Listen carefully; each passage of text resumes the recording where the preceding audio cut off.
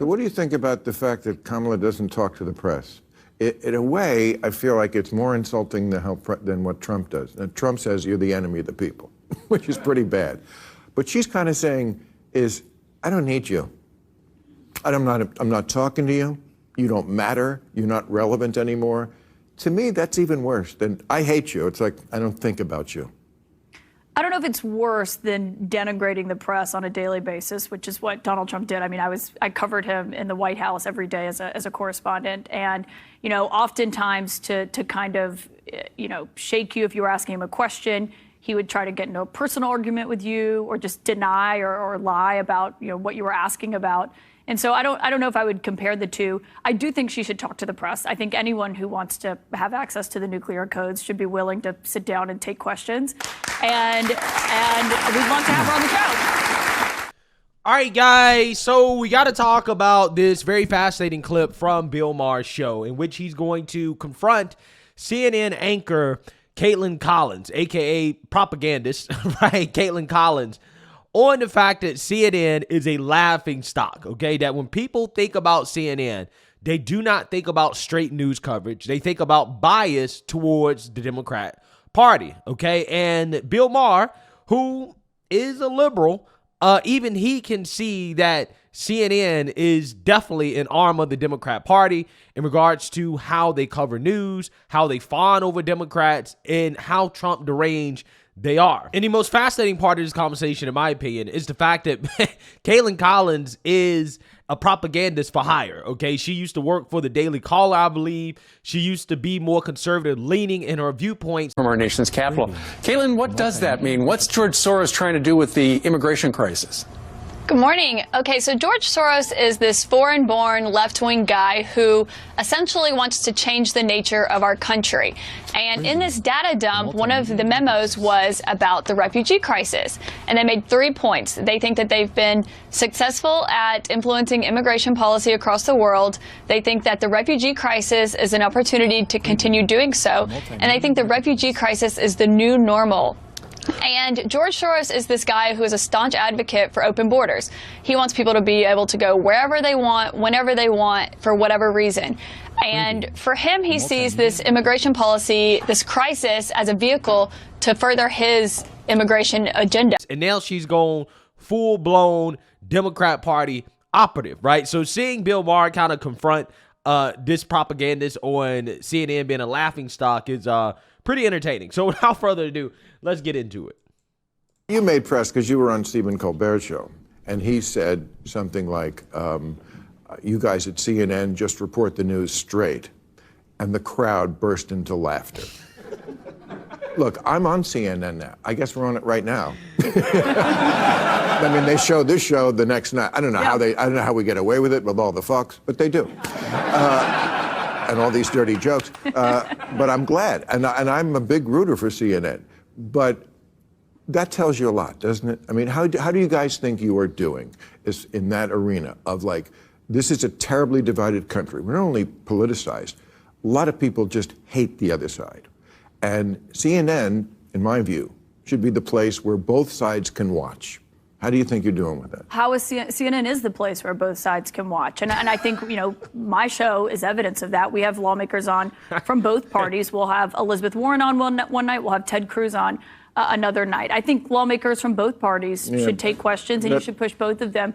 But on CNN being a place of credibility, I mean, look at what just happened in Chicago. We had 300 people from CNN on the ground covering that convention. There were several reporters from just our team alone on the floor, bringing it in real time to people. And I think CNN puts resources behind things and just brings a level of news that you don't get anywhere else. And I think CNN does a great job. Yeah, so compared to MSNBC, yes, CNN will actually put resources behind straight news reporting, which is something that MSNBC doesn't do, by the way, right? I mean, MSNBC, I'm not even sure exactly why they are even considered a news channel. In fact, they shouldn't even be in the conversation because about 85% of MSNBC is opinion commentary, right? Like they're just not news, okay? So compared to MSNBC, she may have a point.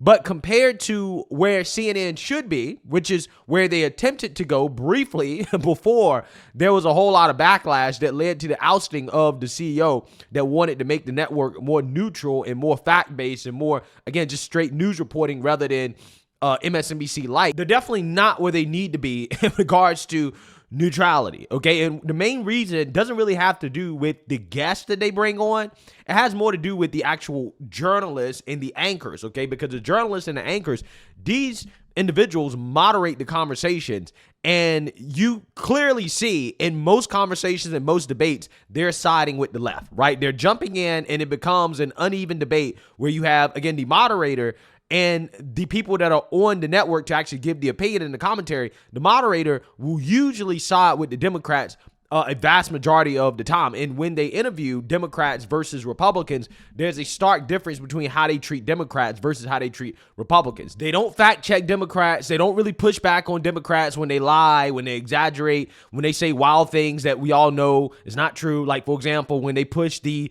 both sides hoax, okay, when it comes to Charlottesville. Yeah, CNN, they never push back, right?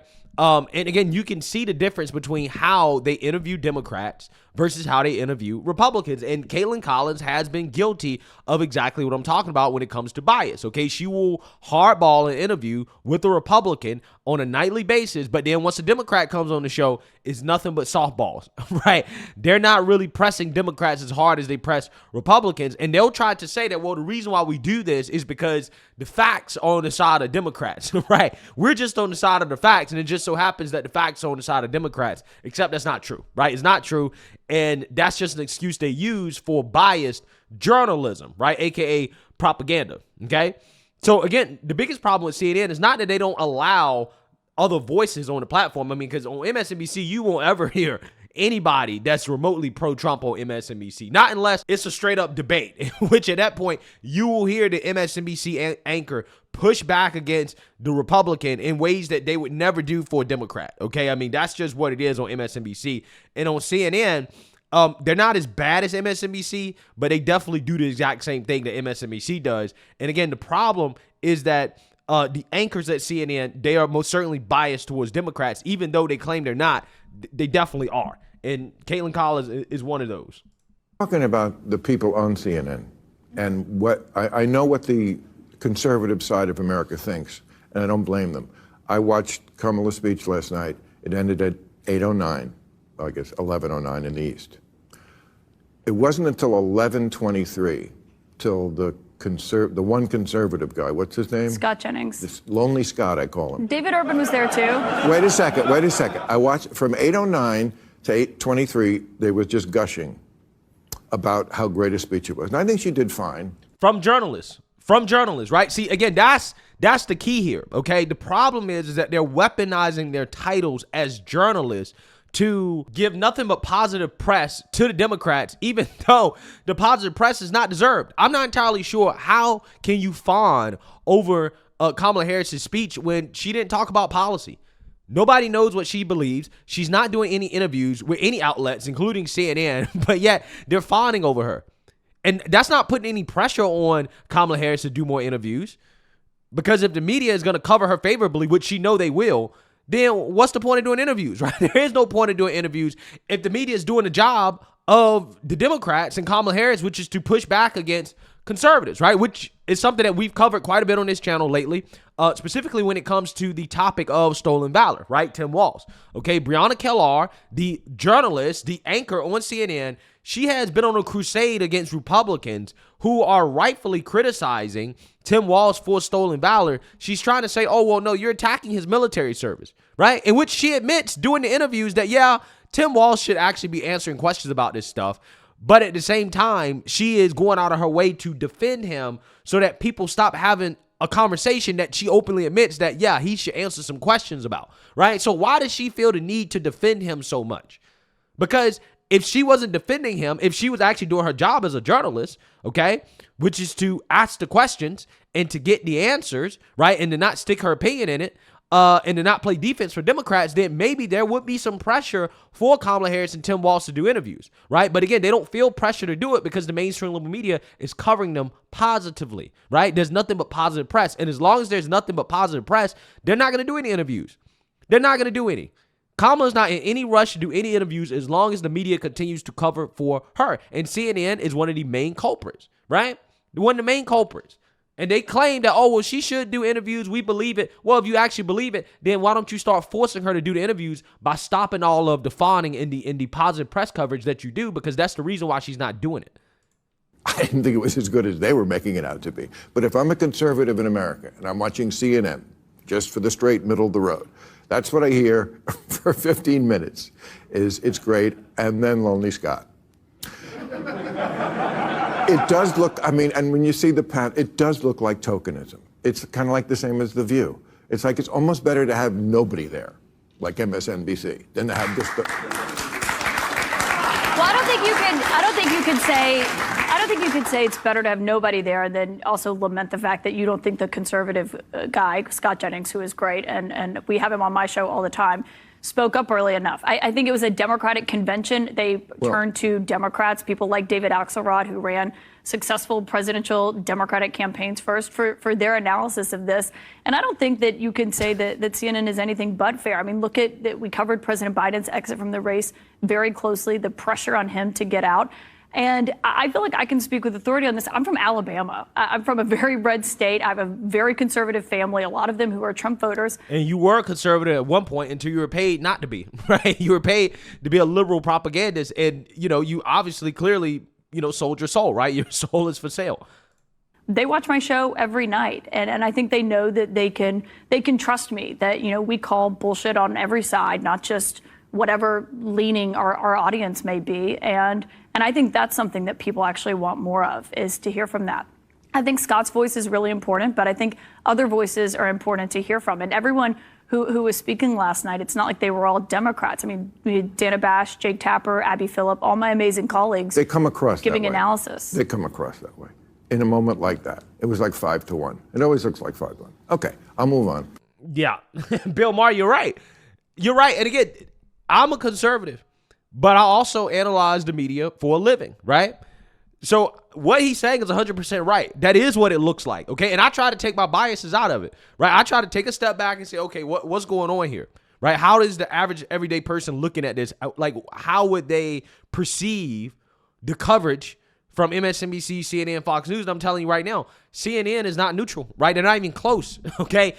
They should be more in line with News Nation. See, here's the thing. On News Nation, they actually have anchors that you can kind of see, okay, well, they definitely lean more conservative, right? That's how News Nation balances things out. They have people that are straight liberals, okay? And then they got people that, hey, they lean more conservative, and they're hosting the show. So they create balance between shows, right? Between hosts, you're going to get some balance. You can have some guys like Chris Cuomo who pretends to be neutral, right? That's how it happens. But on CNN, I can't name a host that I can say that is not definitely liberal, right? There's no doubt in my mind when they go in that voting booth, they're voting for a Democrat. There's no doubt in my mind. I can't think of one off the top of my head. And that's the problem. That's the problem. They make it very obvious where they lie on the political spectrum when it comes to their journalism and their reporting. And that is what Bill Maher is breaking up here. It's like, yo, y'all were fawning over Kamala Harris, right? Y'all was fawning over this whole DNC convention. You had no criticism. And that's cool. You can have your opinions, right? As so-called journalists. But don't call yourself a journalist, right? Don't run around saying that you're a journalist when you're really a propagandist, okay? It's okay to do opinion commentary. It just doesn't make them any better than what I do, right?